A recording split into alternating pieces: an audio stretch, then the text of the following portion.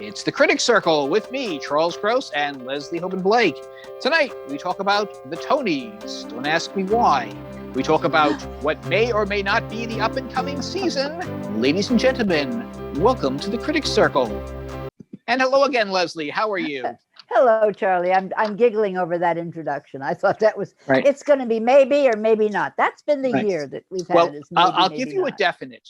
We are not going to be talking about Harry and Meghan until and unless that was my Oprah does, imitation. That was my Oprah imitation. What?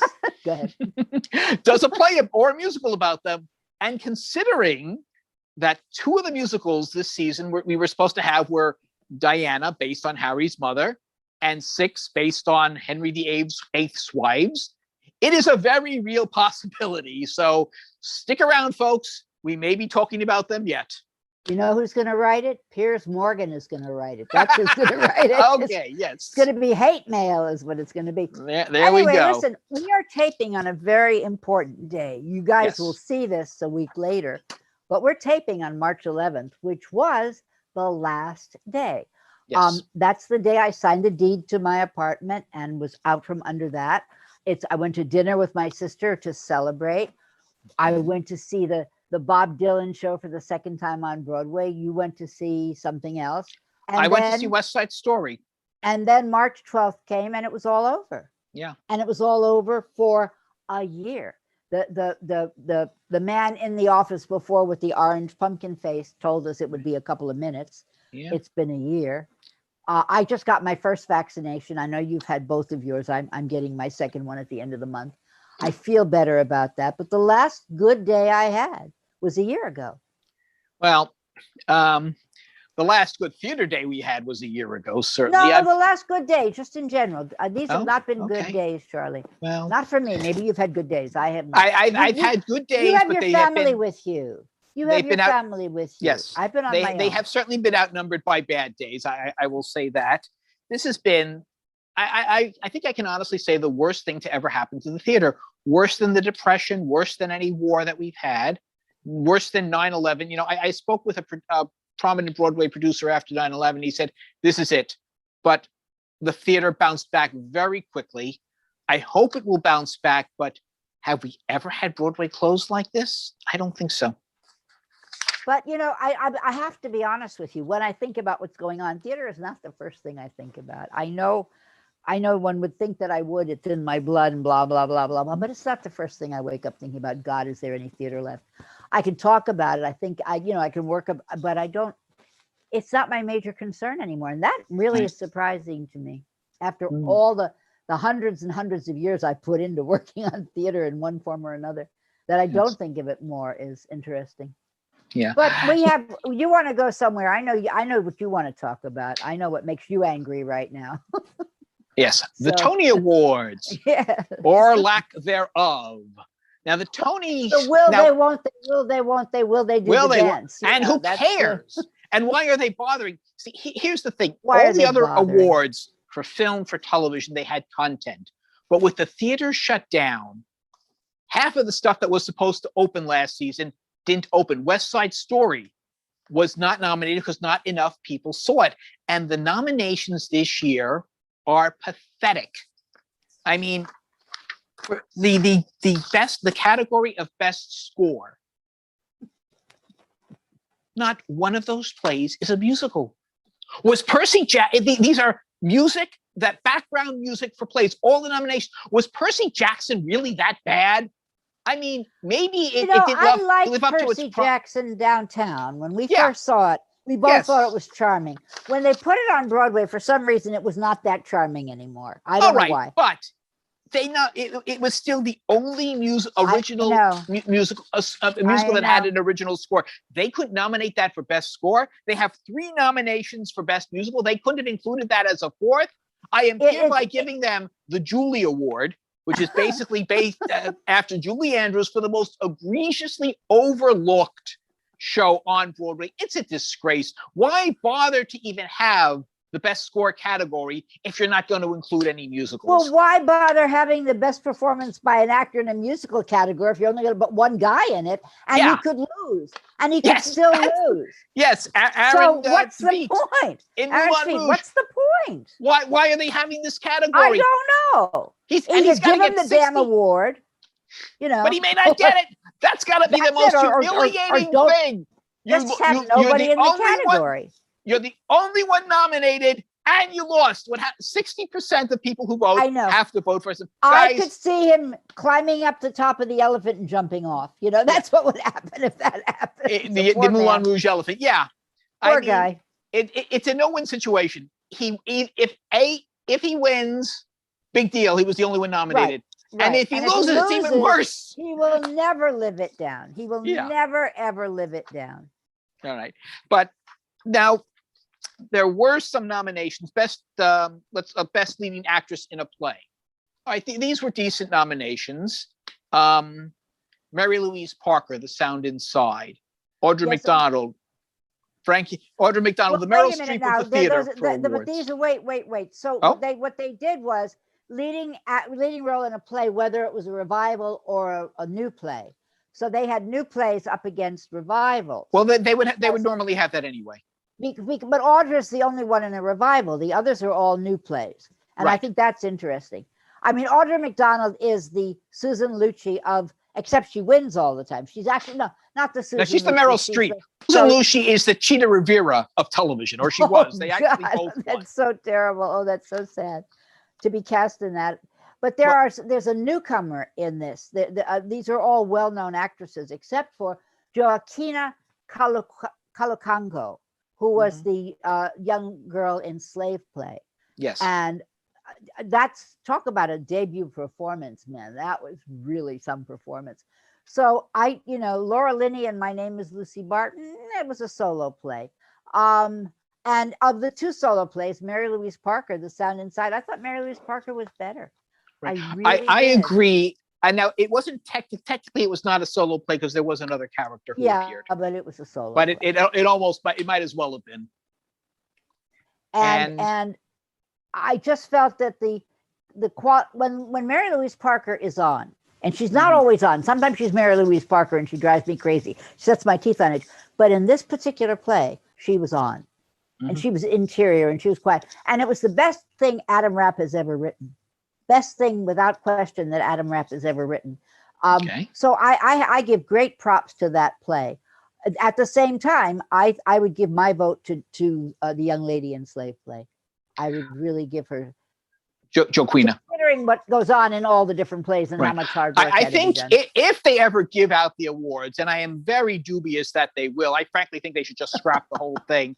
I think she will win. My vote, however, would go to Mary Louise Parker because I loved her performance. I have to say that as much as I love Audra McDonald, I was disappointed in the direction of her character. She seemed to me not to be a waitress, but a school teacher. She just didn't seem to be some girl who couldn't find a guy. She was very beautiful.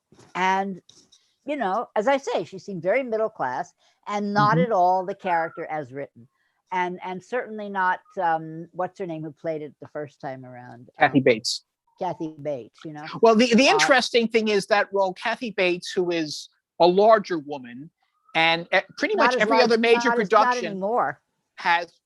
She was when she played the role. She was when she played it. And every actress cast since then in a major production has been on the slimmer side. Yes, Edie Falco, for example. Now, Edie Falco was perfect. Edie Falco had the right rhythms because she's from Long Island. She talked like a girl from Long Island. She knew exactly, she had everything going for her. That's the way. So to me, that's the way it's written, and that's the way so to have it was like seeing Michelle Pfeiffer play it. It was just wrong. It was just wrong. And Michael Shannon was too scary in that. He was just scary. I would not want to be in a room alone. And maybe that's why he's not nominated for Best Actor. It could be, but he really was scary. He didn't come across as charming. Stanley Tucci was charming. Stanley Tucci going, "Hey, baby, I'm But Michael Shannon was kind of like serial killer, was skinning people and putting them in closets. That was certainly not the impression I got. But okay, whatever. Okay. All right. So you gave your vote to Mary Louise Parker, and I'm giving my vote to Miss Congo. right? Who I believe, if the awards are given out, I think she will actually win. Probably. Because I think there is a slave play rally. Best performance by an actor in a leading role in a play. That would be Ian Bradford, Linda Vista, Andrew Burnap, The Inheritance, Jake Gyllenhaal's Seawall, A Life, solo play, Tom Hiddleston, Betrayal, Tom Sturridge, also the other half of Seawall, A Life, 2 solo plays, and Blair Underwood, A Soldier's Play. Good, there were some nice performances here, but Inheritance gets my vote, and Andrew Burnap in Inheritance. Do you remember which part he played in The Inheritance? He was the young writer. He was the young writer. I'm sorry that it slipped my mind. Right. You're Inheritance was kind right. of the Angels in America of the early 21st century. Well, it's Angels in America light for me. I mean, it didn't need to be 6 hours long, and I think, however, it was a very the concept of what he did, which is to take the form of Howard's End, and the closeted sexuality of the writer Forster. That's a brilliant. I mean, that's whose mind goes there. Matthew Lopez, whom we'll talk about in a minute. I would tend to agree with you, although I did really like Tom Hiddleston in Betrayal, and that's not a play I like as a rule. I've seen it many times. I thought this was the best I've ever seen, and I thought Blair Underwood was really good in The Soldier's Play. It was a decent production of it, and it was unfortunately timely. I'm so sorry that it was still timely when it has a lot to say. It was a decent production, but again, Inheritance. Yeah, I think I you're blew right. it away. I think that. Well, okay, I think this is going to be a very short category. Best performance by an actor in a leading role in a musical. Aaron Tveit, Moulin Rouge, Aaron Tveit, Moulin Rouge, and Aaron Tveit, Moulin Rouge. I like one of them the will third win. guy. I like the third guy. I'm going to vote for the third guy. I think so. I think so. But now this is a little trickier. Best performance by an actress in a leading role in a musical. Karen Olivo, Moulin Rouge, Elizabeth Stanley, Jagged Little Pill, Adrienne Warren, Tina the Tina Turner musical. Adrienne Warren, as far as I'm concerned. There's no, but except Elizabeth Stanley, basically tore her guts out in Jagged Little Pill, but it still doesn't matter.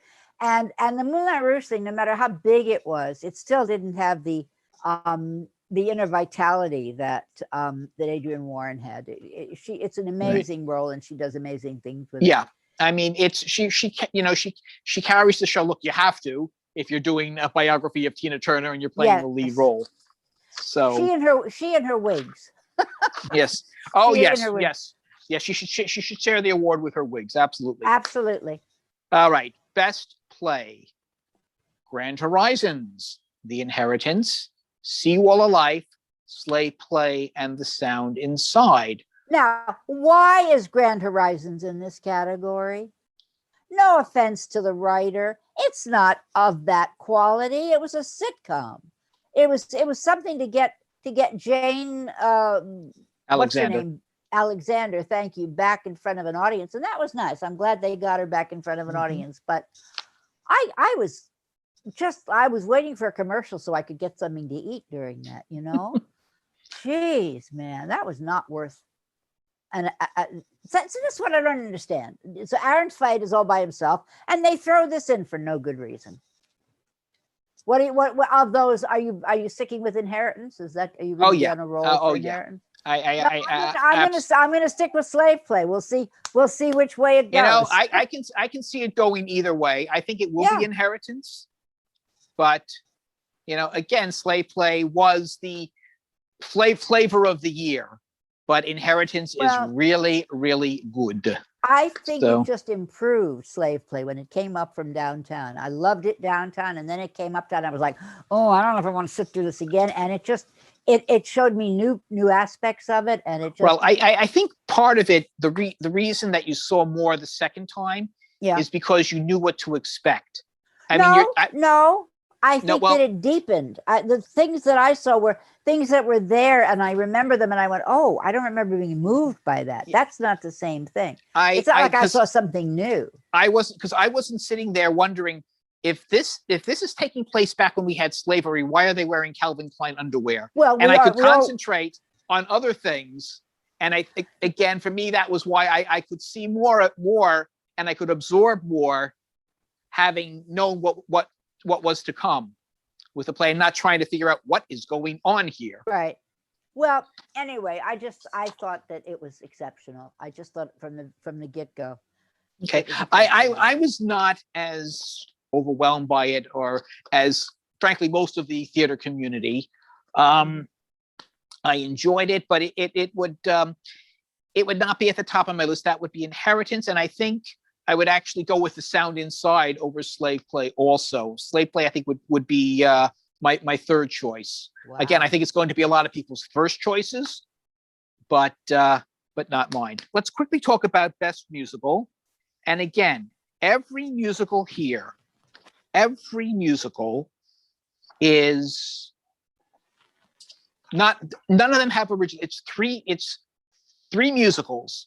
Why was Percy Jackson not included?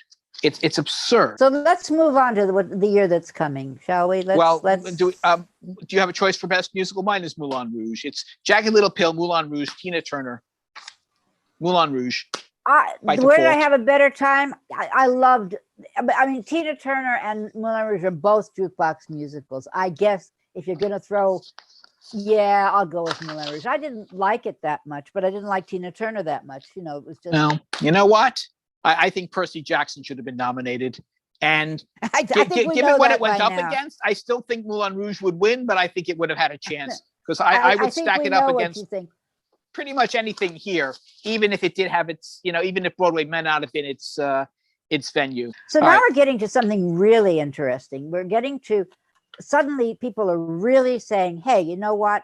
We think there's going to be theater as of the fall of 2021. There'll be enough people vaccinated. There'll be enough social distancing. There'll be enough. So in case for those people who want to do it, there's some good stuff coming in. There's some stuff that's coming in that was going to be canceled. But let's talk about the new stuff, and I hope there's time to talk about the cancel stuff. So one of the biggest shows coming in is going to be Some Like It Hot. We don't know who's doing it yet. We don't know who the actors are, but the people writing it, your favorite playwright, Matthew Lopez from The Inheritance, is writing, along with Amber Ruffin, my favorite comedian from the Seth Meyers show, are coming in to do the script. And Mark Shaman and Scott Whitman. And directed by Casey Nicola. Now, how can that lose? That's got to be good. But I am forced to remind you that this is not the first adaptation of Billy Wilder's movie. There was an adaptation in 1972, and it was called Sugar, based on the Marilyn Monroe character's name. And you think you've got a pedigree? Listen to this. Book, Peter Stone. Score, Jules Stein, Bob Merrill. Director, Gower Champion. Producer, David Merrick. And yet, it turned out that Tony Curtis was in this company that was doing it in Florida, trying it out. Did you know that? Okay, the Florida production was in 2002 with Tony Curtis playing the millionaire, and they did a revival. This was a revised version, and they rechristened, and they went to Some Like It Hot. I thought that was hysterical, that he was actually in it and floating around and doing all of that stuff. Yeah. Someone named Arthur Hankett played his part. I don't even know who Arthur Hankett is. Do you know who Arthur Hankett originally, is? I think Robert Morse was played one of the roles. Yeah, in the 1972 one, yes. Right, and I think Tony Roberts was in it. And you know who played the girl? I do not. Elaine Joyce. You know who Elaine Joyce is? She was married to Neil Simon. I know that. But first she was married to Bobby Van. He died after 14 years of marriage, right? And then she married somebody else, and they divorced, and then she married Neil Simon, and she was with him until he died. Okay, it's interesting, because I think the composers of this new version of it seem to have this thing for Marilyn Monroe, because they are going to be doing another musical connected with her, and that is the Broadway musical based on the TV series Smash. Now, we haven't had a Broadway musical based on a TV series yet, have we? I mean, have we had I think many someone of them? tried to do one on the Honeymooners at one point. I don't know if it went anywhere. Right. No, I mean, it's bad enough when you take a movie and do it, but to take a TV series. But Smash was special because Smash was about Broadway to start with. Right. So here we go. We have a Broadway musical about writing a Broadway musical. Gee, Leslie, where do you think they'll do it? Maybe they'll a theater on 42nd Street. And if it's a musical, you think they'll have a chorus line in it? Well, I mean, it comes with a very interesting producer, and that is Steven Spielberg. Yes, he is one of the producers. He was also one of the producers of the TV show. Well, yeah, I mean, because he really liked Broadway, you know. Yeah. But yes, it's the same. They're going to be very busy, although one show has already been written. Well, really. Bob Martin, who wrote the book for The Prom and the Drowsy Chaperone, is collaborating with Rick Ellis, who did Jersey Boys, on the book. I have to say, they've got their work cut out for them, because Smash, which but Shaman and Whitman did the music on the TV show, so they're not coming up with new music, or not. I believe they are. I think they will. Yeah, but not that much. They've already got they've got a skeleton there. They've got a framework. You know, they've got a framework, but if this is going to run on Broadway, they're going to have to do a lot of upgrading to the score. As I may have told you. Go ahead. I'm sorry. Yeah, the score is going to have to be better. The book is going to have to be tighter, and of course, it remains to see will any of the people who were on the TV show recreate their roles? Not necessarily. Catherine McPhee just had a baby. You know, she may not be in any shape to do her Marilyn. But what is interesting is that I paid $75 to sit in the last row of the orchestra to see the concert version of Bombshell, which was the show within the show. Right, a Marilyn Monroe biography. So much of the show is already written. That's what I'm saying. They don't really have to write a whole hell of a lot to make this. I think they do if they wanted to succeed. I wasn't very impressed with the score for Bombshell. I saw a broadcast version of it. Admittedly, it was a very poor broadcast version of it. Well, but that's what you saw, a broadcast version of what I saw. Yes, they didn't go out and do it again. I mean, that was the same one I saw. And yes, it was a poor version. But for those of us who were Smash heads, which I was. You know, look, I loved the idea of Smash, the television series, but after a while, it could not sustain itself. And television, look, I was thrilled to see any type of musical on television. You know, on Broadway, I know. Now every other show is a musical, right? There is a much higher standard, and they're going up against 42nd Street and a chorus line and Dames at Sea. So I think they have their work cut out for them. Well, what's interesting is now every other show on TV is a musical. They're constantly bursting. WandaVision has musical things in it. The Zoe thing with musicals, the Extraordinary Zoe thing. Big new show Zoe's coming Extraordinary Playlist. Big new show coming in based on another movie is Devil Wears Prada. That may not come in until 2022, but it's there again. Great. Beth Level and Taylor Iman Jones. Playing the part that was played by who was the girl with the teeth? Oh, Meryl Streep is Beth Level. Who was the young? Wait, Beth Level, who Meryl Streep replaced in The Prom? Right, that's the one. There's a thing going on there. And Anne Hathaway. The Anne Hathaway role is going to be played by Taylor Iman Jones, which already changes the dynamic because she's a young Black actress. So that's going to add another level to the level. And Beth Level is my neighbor, so that's really very funny. Okay. We're running a little low on time. Yeah, you thought we wouldn't be able to fill it. And I did. And I'm just going to go very. New Lynn Nottage play coming up. A new Lynn Nottage play, a new Lynn Nottage musical, a new Lynn Nottage opera will be coming up. Okay. Now the opera was left over from last year. That was Intimate Apparel. So was the musical, I think. The musical never got any place. It was the Michael Jackson musical. It would have been this season anyhow. It would have been this upcoming season. So that's pretty much where that's going to be. But Lynn is a very, very busy lady. Yeah, the opera will be based on her play. Intimate Apparel. Right. The play will be about formerly incarcerated kitchen staff working in a truck stop diner. That's really all we know. I think you've come up with a title, Truck Stop. She has no title yet, Truck Stop. I vote for Truck Stop. 1976 with an all-female Right. cast. Right. No. Well, With an I don't know. all-female cast. Really? I All have female? a picture of it. Yeah. All female. And speaking of women, I would like to bring to your attention a little company called La Femme. Judith Lichty is the director of the company. And it's a company that's won several awards for plays that have good parts for women. That's basically their criteria. And given that, they are also celebrating the birthday of Tennessee Williams on March 25th with a streaming of a play they've already shown. It's a restreaming of Night of the Iguana, directed by the marvelous Emily Mann, and with Felicia Rashad in the role that Betty Davis? thank you, Betty Davis played on Broadway. I knew that before. Isn't that terrible? That Betty Davis, on whom we did a whole show, did on Broadway. So that's coming up between March 25th and March 28th. And you can find it by going to La Femme, Night of the Iguana, and it's to the benefit of the Actors Fund. So there's still a great need out there. I'm certainly going to look at that. Yeah. Now, we are talking about opening up the country again. And of course, that will include opening up the theater, possibly in June or July. So the question that we have for you, our audience, is, do you feel safe going to the theater?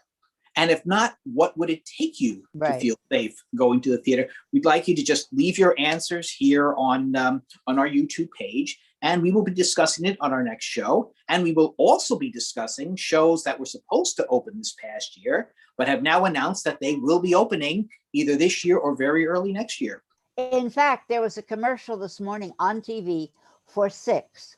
It was a 30-second commercial. They played it twice. But for people to put out that kind of money to say, hey, and the commercial basically says, we're not sure when, but we're coming back. And I thought that took a lot of, chutzpah. And if Six is coming to Broadway, can Harry and Markle the musical be far behind? And if it comes to Broadway, maybe you and I will find ourselves back on the aisle. Who knows? I hope so. But in the meantime, Leslie and I will see you in the critic circle. I never try to do anything. I never mean to hurt anyone. Try to be a good kid, good son. But no one ever will take my side. All I ever do is take the fall. I swear that I'm a good kid. Guess I'm good for nothing at all.